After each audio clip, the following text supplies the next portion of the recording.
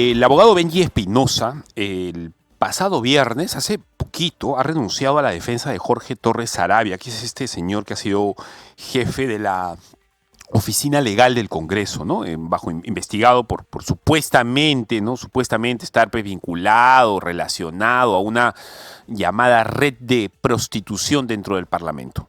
Y yo entiendo que es un poco grandilocuente este titular. A ver, la prensa se ha encargado de decir y machacar y insistir una vez y otra vez sobre una supuesta red de prostitución dentro del Congreso. A ver, sí, es verdad, hay una chica que tenía OnlyFans, sus videos de alto calibre, de altísimo calibre han circulado en WhatsApp y en redes sociales. Hay una chica que ha perdido la vida también, que probablemente estuvo vinculada a cosas parecidas, pero red de prostitución, es decir, un entramado organizado en donde hay proxenetas, prostitutas, clientes, es lo que yo entiendo por una red de prostitución, ¿no? Dentro del Congreso se me hace complicado de entender. Benji Espinosa está con nosotros un poco para hablarnos sobre su decisión a la renuncia de la defensa de Jorge Torres Saravia y un poco lo que él entiende sobre esta supuesta red de prostitución en el Congreso. Hola Benji, ¿cómo estás? Fabricio, muy buen día. Gracias por la invitación. Ya, no te digo doctor, ¿no? Debería decirte doctor Espinosa, ¿verdad? No, para nada. Benji Espinosa está ¿Y por qué bien. no te pusiste corbata, Benji? No, porque hoy tengo juicio, pero por la tarde. De manera que por la mañana tengo reuniones. Sí. Estoy más tranquilo.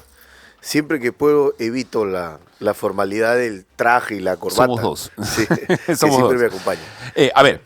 Benji, ¿por qué renunciaste a la defensa de Jorge Torres Saravia? Porque no llegamos a un acuerdo. Yo planteé unos términos en la defensa ante el Congreso, la defensa parlamentaria, que se aceptaron y ante la Fiscalía no. De manera que como no nos pusimos de acuerdo, dejé la defensa.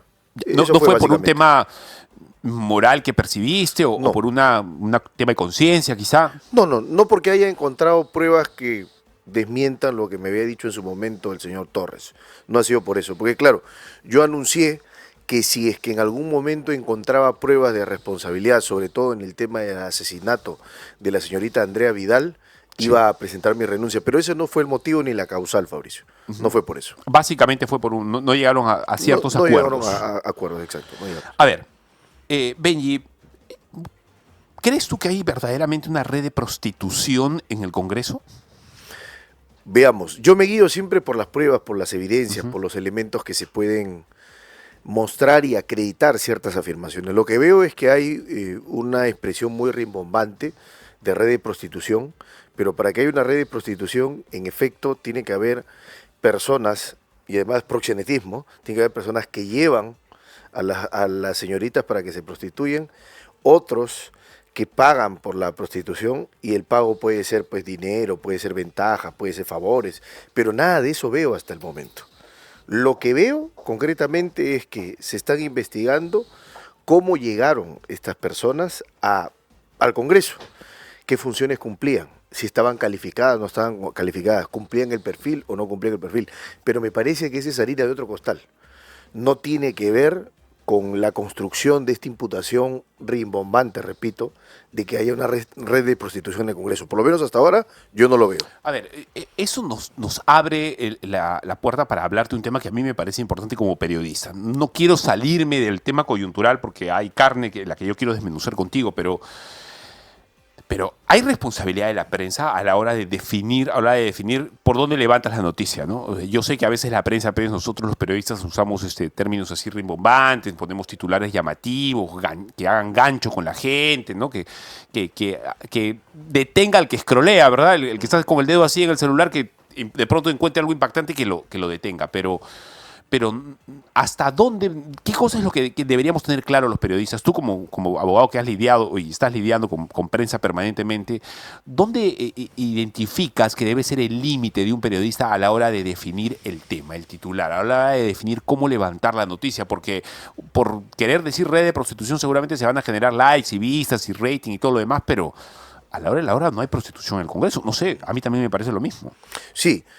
Por lo menos no ahora, no podríamos descartarlo, pero por lo menos como existe, no se pone en evidencia eso. Yo creo que el titular y los temas tienen que guardar absoluta proporción y correspondencia con los datos, con los hechos y con la información que se tiene. Si esa información no alcanza para poder generar un titular determinado, yo creo que no debe hacerse. Debe actuarse con mesura, con prudencia y con absoluta responsabilidad, porque finalmente ustedes son agentes de transmisión de información y la comunidad, la audiencia, la sociedad del pueblo se forma una opinión a partir de lo que informan los medios de prensa. Ahora, eso significa que uno tiene que informar. A ver, las chicas han aparecido, la señorita Cajo, lamentablemente ha sido expuesta públicamente con videos de alto calibre que ella misma se ha grabado, además, entiendo que un OnlyFans.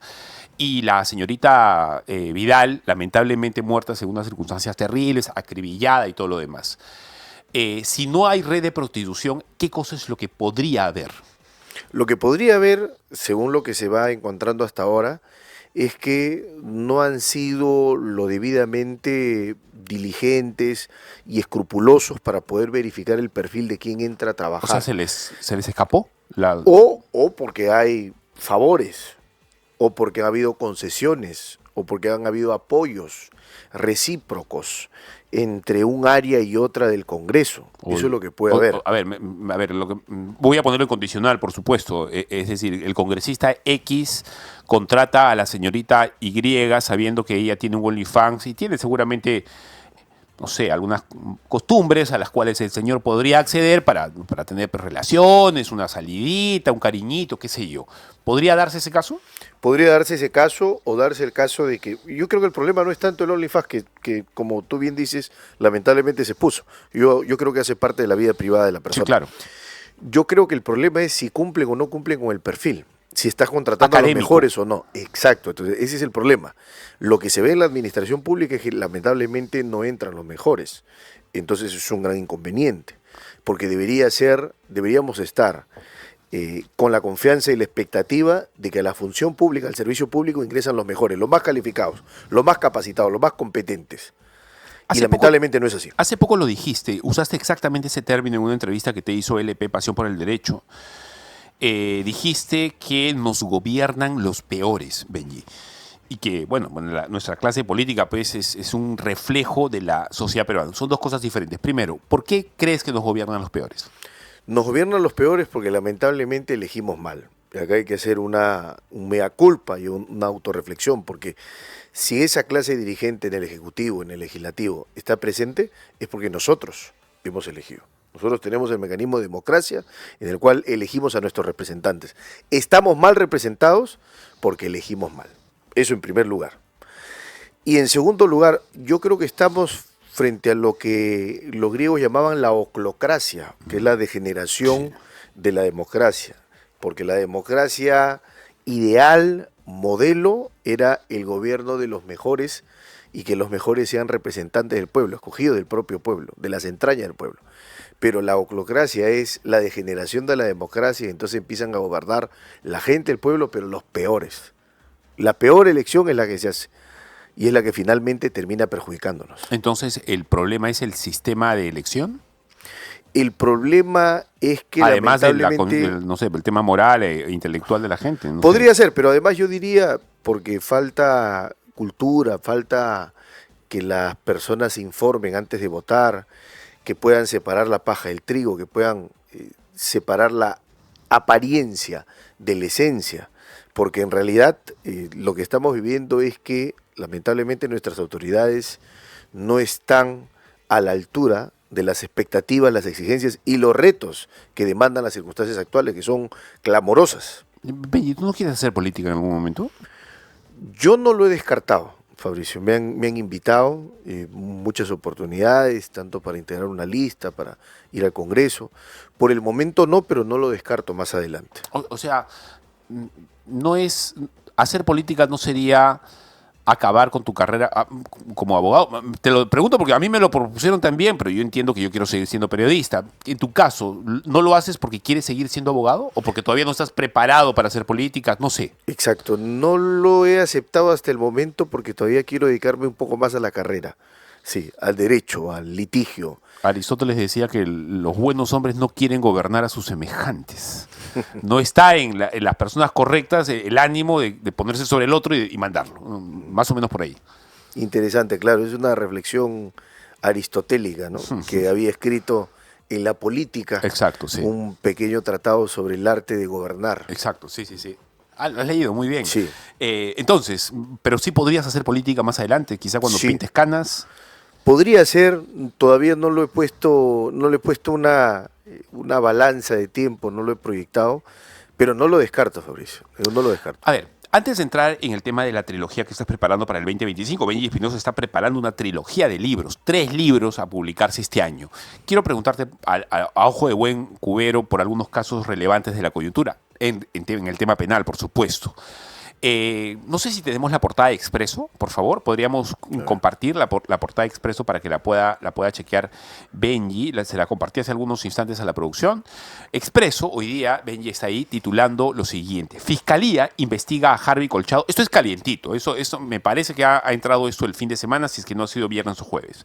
Fiscalía investiga a Harvey Colchado, Karelim López y Marita Barreto por organización criminal, con las horas contadas. Básicamente denuncian que Alberto Tarola usó los Rolex para vengarse de Dina Boluarte, obviamente tras su salida del premierato. También se dice que Karelim López habría retenido a la señorita que aparece ahí en pantalla, que es la señora Yacire Pinedo, para obligarla, obviamente, a blindar a Otalora ante la prensa. Regalos, se habla de fiestas sospechosas. Karelim habría regalado una cartera Louis Vuitton a Marita Barreto y también habría organizado el cumpleaños de Harvey Colchado en Punta Hermosa, imagínense ustedes. Y hay una serie de periodistas que están implicados, entre ellos el señor Humberto Ortiz Pajuelo, también investigado por supuestamente vínculos con esta red criminal. A ver, no sé si estás enterado del asunto, Benji. ¿Cómo percibes tú esta perspectiva, esta situación penal que se ve complicada? En primer lugar, creo que hay suficiente información como para abrir una carpeta fiscal, abrir una investigación. Porque la ley procesal penal exige que para abrir una investigación lo que se presenten son datos iniciales o elementos mínimos que hagan sospechar de la posible comisión de un delito. Y a mí me parece que de lo que se menciona hay una información suficiente a nivel de apertura de investigación preliminar. Eso en primer lugar. Okay. En segundo lugar, cuando se investigan casos de organización criminal, lo que la Fiscalía debe apuntar es a plantear una hipótesis en donde cada persona tiene un rol, desempeña un papel, tiene una función determinada dentro de la empresa criminal. Tiene que establecer bien cuál es su programa criminal, cuáles son sus objetivos delictivos, para qué ha sido creada, para cometer qué tipo de delitos y qué papel cumple cada uno dentro de la organización. De manera que yo creo que es necesaria la investigación para alcanzar la verdad y que además los funcionarios o exfuncionarios puedan brindar todas las facilidades y toda su buena disposición para que se sepa realmente lo que ocurrió. Está bien complicado el tema. El señor Beto Ortiz, conocido periodista que está viendo en qué canal va a continuar su carrera supuestamente en estos próximos días, está acusado dentro de esta carpeta fiscal de formar parte de una organización criminal y junto con él una cantidad de personajes que son muy conocidos, políticos, etcétera. A ver, después de esta primera fase que estás indicando, ¿qué cosa es lo que debería venir para darnos cuenta de que si esto puede correr, puede ponerse todavía más grave para ellos o no? Si es que la Fiscalía, luego de las diligencias preliminares, encuentra indicios reveladores de la existencia del delito y la responsabilidad de los investigados, lo que va a hacer la Fiscalía es formalizarles una investigación. Es decir, imputarles cargos. Pasar de la fase de diligencias preliminares a la fase de investigación formalizada y les va a dar una inculpación formal. Eso sería un signo evidente de que la información ha madurado, de que se han allegado evidencias y pruebas y que la investigación va a continuar su curso. Bueno, yo voy a estar atento, particularmente voy a estar atento a este tema porque es interesante. A ver, la señora Karelim López haciéndole una fiesta al señor Harvey Colchado en Punta Hermosa, regalándole una cartera Louis Vuitton a la fiscal Marita Barreto. A ver, si eso es correcto, si eso es verdad, es grave. Por lo menos eso, yo lo entiendo, no sé, como profano lo entiendo así, no sé cómo lo ves tú, Benji. No, por supuesto que es grave, porque son modalidades de cohecho. A través de una cartera se puede cohechar, a través de la organización de una fiesta también.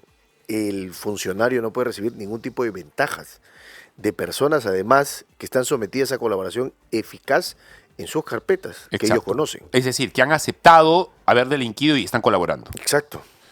Bien, a ver, otro tema del que le quiero preguntar a Benji Espinosa es por el tema de Ollanta Humala. A ver, la semana pasada Fiscalía ha dicho claramente que ha acreditado la responsabilidad penal del expresidente Ollanta Humala y también de su esposa, la ex primera dama Nadine Heredia, por lavado de activos. Acuérdense ustedes por supuestamente haber recibido aportes ilegales para sus campañas del 2011, si no me equivoco, de parte del señor Hugo Chávez y de parte del Partido de los Trabajadores del actual mandatario de Brasil, Lula da Silva, egregio socialista, trotskista de Brasil. ¿Cómo ves el tema Ollanta Humala? A mí me dicen que estaría a punto de irse a prisión. ¿Tú cómo lo percibes? Yo creo que también, creo también que mi impresión es que hay evidencias contra Humala, contra Nadine Heredia, y ojo, el juicio ya entró a su recta final, porque la Fiscalía ya hizo su alegato final, en donde ha establecido qué se ha probado a lo largo del juicio y cómo se ha probado, qué hechos han sido acreditados y a través de qué medios de prueba. Ahora le corresponde a la defensa hacer sus alegatos finales, luego finalmente se le da la última palabra a los acusados y yo creo que en febrero estaría despidiéndose ya la sentencia. Benji, desde tu experiencia, ¿qué movimiento fantástico debería haber para que Ollanta se la libre ahora? Es que ¿Cómo así? ¿Qué debería pasar para que no vaya a prisión? yo creo que eso no va a pasar, Fabricio. Yo veo ¿Así tan remotamente drástico? posible. Claro, yo creo que va a haber una condena en este caso. Hay testimonios, hay documentos que acreditan la imputación del Ministerio Público. Además, ha sido un juicio bastante prolongado en el tiempo, donde ha habido mucha oportunidad y espacio para que las pruebas se alleguen y se presenten. Y antes que los jueces, las pruebas van a terminar destruyendo la inocencia del señor Humala y su esposa. A ver, otro expresidente que también la está viendo bien complicada, incluso en el Congreso ya le han abierto una tercera acusación constitucional, es el señor Martín Vizcarra. ¿El señor Martín Vizcarra podría ir a prisión tan rápido como Ollanta Humala o podríamos esperar un poco más o simplemente no ves la posibilidad de que eso ocurra? El caso Vizcarra, su juicio está en la etapa en donde se están escuchando a los testigos. Sí. Básicamente están desfilando los colaboradores eficaces, Sí. que han tenido tratos con él o con intermediarios para entregarle sobornos. A los hermanos Manuel y El Artejeda los hemos visto hablar hasta por los codos del asunto. Exacto. Entonces, se está presentando evidencia, pero todavía falta la fase en donde vienen los peritos a declarar, donde vienen los documentos a exhibirse y después de eso vienen los alegatos. De manera que yo creo que todavía en unos meses se va a tener la sentencia del caso Vizcarra, que yo creo que la suerte de Vizcarra también está echada. ¿Por qué? Creo que lo van a condenar. ¿Por qué? Porque hay evidencia de la imputación de los casos de cohecho, como ha planteado la Fiscalía, que ha planteado casos de sobornos, y quienes han sobornado han declarado contra el sobornado precisamente, quienes han corrompido al corrupto. De manera que yo creo que es evidencia suficiente para poder sustentar una sentencia condenatoria. A mí el solo hecho del episodio de la avioneta, no sé si lo recordarás tú, este momento en el que el señor Martín Vizcarra, que aparece ahí en pantalla con rostro de circunstancias, era presidente, era gobernador de Moquegua y según lo que la propia gente alrededor de él dice, le pidió una alita de la coima que iba a pagarle una empresa corrupta por una obra en Moquegua para que con esa alita la empresa le alquile una avioneta a una comitiva de Bolivia, entre ellos el actual presidente, entonces ministro de Economía Luis Arce, para que vayan a Moquegua, no sé, pues a darle un baño de popularidad al entonces gobernador ahí, que era Vizcarra. Y ya solo eso, porque existen los mails, existen los pagos de la empresa para haber contratado esta avioneta, etcétera. Eso ya solamente es motivo para que este señor esté claramente acusado y por qué no enfrentando una posible condena porque es evidente, los documentos están ahí. Y de ese caso, como ese caso, hay varios casos más en donde Martín Vizcarra está hasta el cogote por ciertamente documentos que prueban eso. Él podría irse ¿cuántos años a prisión, Benji? Me parece que la imputación está planteando, si es el caso de cohecho y está sumando penas, podría pasar tranquilamente los 15 años. Habría que ver cómo va a justificar la pena el juzgado, pero yo creo que es importante, Fabricio, lo que dices, entender que si Vizcarra va condenado no es por antipatía, por persecución política, por revanchismo, por odio, sino porque hay pruebas en su contra que justifican su condena. Y una pregunta, si Vizcarra u Ollanta Humala son condenados y van a prisión, ¿ellos estando en prisión podrían postular a la presidencia? No. A ver, en realidad, bueno, el caso de Vizcarra es particular porque ya está con 2 Bueno, inhabilitaciones. digamos que no. Digamos, estamos hablando Pero, o estamos hablando de Pedro Castillo, quizá. ok. A ver, digamos, las personas que están condenadas, y una pregunta interesante. Las personas que están presas, por ejemplo, Castillo es el tema de prisión preventiva, porque recién lo van a llevar a juicio. ¿Podría postular? Sí. El problema es después cómo se hace para ejercer el cargo. Porque voy a recordar un antecedente. Gregorio Santos, ex gobernador regional de Cajamarca, Sí. estuvo en prisión preventiva, participó incluso en debate. Lo llevaron del penal Sí, de claro. Peragorra, lo llevaron al auditorio donde se hizo el debate y pudo participar, pudo postular, en fin. El problema es que después que es elegido, ¿cómo ejerce el cargo? Se Si tiene el autoindulta. obstáculo. Tiene el obstáculo de la prisión. Pero podría indultarse, ¿no? A sí mismo, digamos. No sé si esa prerrogativa que puede el presidente dársela a otros también se la puede dar a él mismo. Pero para eso tendría que ejercer el cargo. Para ejercer el cargo tiene que juramentar y no va a poder juramentar porque está preso. Hay una limitación ahí. O sea, postular puede, ojo, pero después desempeñar el cargo no. Pedro Castillo podría postular entonces. Sí, podría postular. Podría postular a la presidencia, podría postular al Senado, podría postular a ser diputado. Benji, ¿tienes comunicación con él tú o ya no? Por ahora no, pero guardo el mayor de los aprecios hacia él. En una oportunidad lo he ido a ver al penal para ver su estado de salud y bueno, el aprecio me parece que es mutuo, es recíproco y eso no va a cambiar. La presidenta Dina Boluarte ha dicho la semana pasada, creo que el viernes, no me echen la culpa a mí, yo encontré un descalabro económico. Claro, era un señor que uno le decía una cosa, pero le entraba por una oreja y le salía por la otra, decía la señora Boluarte. Bueno, pero es que Boluarte tampoco es el ejemplo de competencia, de formación o de virtud política. Yo creo que es fácil criticar al antecesor para poder evidenciar que no puedes manejar o que no puedes gestionar el país. Yo creo que lo más fácil es eso, ¿no? Echarle la culpa a mi predecesor. Claro, pero que ella sea mala no dice que lo que está diciendo es mentira. Podría ser verdad. Podría ser, tendría que verse, exacto. Pero a mí me parece más que es un elemento distractor para poder olvidar el 5% de aprobación que tiene la señora presidenta, que es bajísimo. Me dicen mis amigos que han entrado un par de algunos agentes cubanos en algunas oleadas, pequeñas oleadas a Lima. Incluso el señor Carlos Tubino, que está aquí fuera de cámaras, también estaba enterado del asunto. Y se habló mucho de eso en tiempos de Castillo, ¿no? Que entraban agentes cubanos, etcétera. ¿No te sentiste movido un poco por esa posibilidad de estar tratando con un cliente que probablemente estaba teniendo también tratativas a tus espaldas con agentes cubanos, incluso con agentes del Movadef?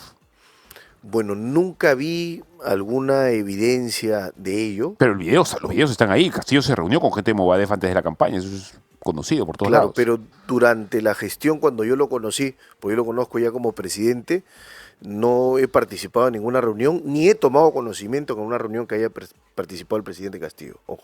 Entonces, si no lo he visto, no podría testificar o podría reconocer alguna situación así. ¿Y cómo percibes la posibilidad de que esta gente esté caminando por acá en el país, tramando sabe Dios qué? Bueno, es riesgoso, pero allí tiene que cumplir su función el servicio de inteligencia, que es fundamental para poder neutralizar este tipo de elementos. Es que no sé si la voluntad de la Marina seguramente está, pero no sé si es la voluntad del Ejecutivo, con una socialista comunista conocida como Dina Boluarte, que evidentemente lo es, se ha reunido con Bermejo en su casa, imagínense ustedes. O sea, no sé si hay esa voluntad, Benji. Habría que ver, ¿no? Si es que la hay, finalmente el servicio de inteligencia es el que tiene finalmente la última palabra en este tipo de menesteres. Tengo un problema con la cama musical, ayúdeme por favor. Benji, para terminar, ¿estás preparando una trilogía de libros para este 2025? ¿Es correcto eso? Sí. A ver, ¿en qué consiste esa figura? Cuéntame. A ver, primero debe salir mi libro sobre argumentación jurídica, ya, de Pacífico Editores. Luego de eso, estamos cerrando los últimos detalles de un libro que contiene mis reflexiones en redes sociales. Tus reflexiones en redes, Mis tus reflexiones, posts. mis posts, exacto. Es un conjunto de posts que he establecido determinados títulos, epígrafes a cada post, le he endilgado un título determinado, en donde hablo de derecho, donde hablo de literatura, o hablo sobre otras situaciones. Y en tercer lugar, un libro de homenaje a Cicerón, a partir de alguna de las defensas que él sostuvo como abogado, porque además de político, Cicerón, además de procónsul, llegó a ser el mejor abogado de Roma. Y creo que el mejor abogado de Roma tiene mucho que enseñarnos a nosotros. ¿Por qué?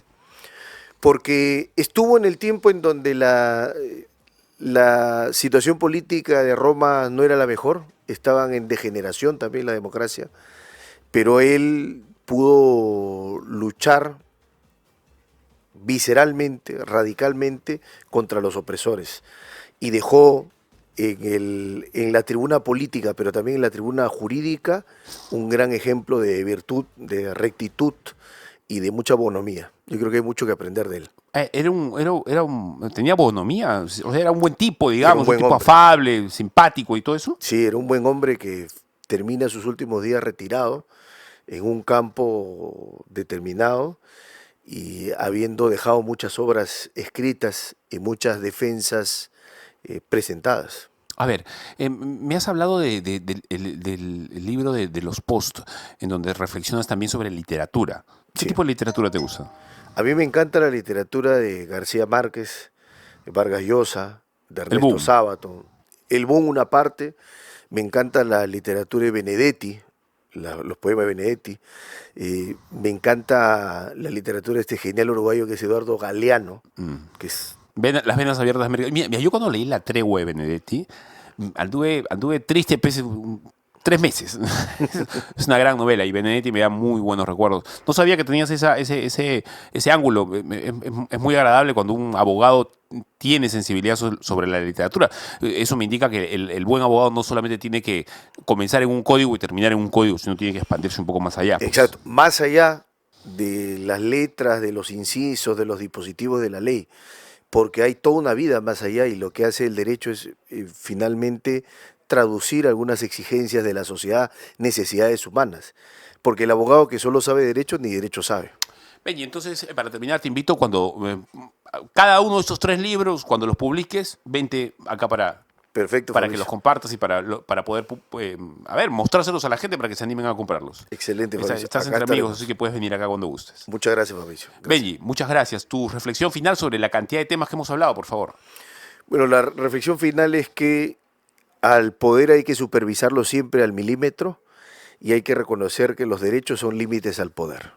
Es decir, explícanos esta última idea, es interesante. Que el poder normalmente lo que le interesa es no tener restricciones, ni obstáculos, ni valladares. Pero los derechos de las personas, los derechos de todos nosotros, finalmente condicionan el ejercicio y la legitimidad del poder. Y siempre hay que blandirlos porque son los derechos cartas de triunfo. Así es, así es. Y otra cosa también interesante, es verdad lo que tú dices sobre los derechos, Benji, pero estamos viviendo en una cultura, sobre todo los más chicos, que son muy rápidos y muy fáciles para pronunciar la palabra derechos, pero para hablar de obligaciones, de deberes, casi no se habla o casi no se incide en eso. Pero está mal porque ¿Has notado que esa es un Sí, poco por la supuesto. corriente hoy, no? Sí, claro, estamos en una época de mucha superficialidad, ¿no? De manera que se olvida que junto al derecho hay deberes. Entonces, el deber es la contracara del derecho. Entonces, tienes derecho, te reconoce, pero tienes deberes, tienes imperativos, tienes obligaciones que cumplir, que emanan de la moral, que emanan de la religión, que emanan del derecho mismo. Hay que respetarlos. No podemos ser simplemente seres de derechos, sino seres de derechos y deberes. Bien, ha sido Benji Espinosa con nosotros en Hora Punta. Muchas gracias, Benji. Muy Gracias, amable. Mauricio, siempre un placer. Vamos a una pequeña pausa y vamos a hablar sobre lo que viene. No te pierdas Hora Punta, de lunes a viernes a las 10 de la mañana, por Betel Radio 100.1 FM.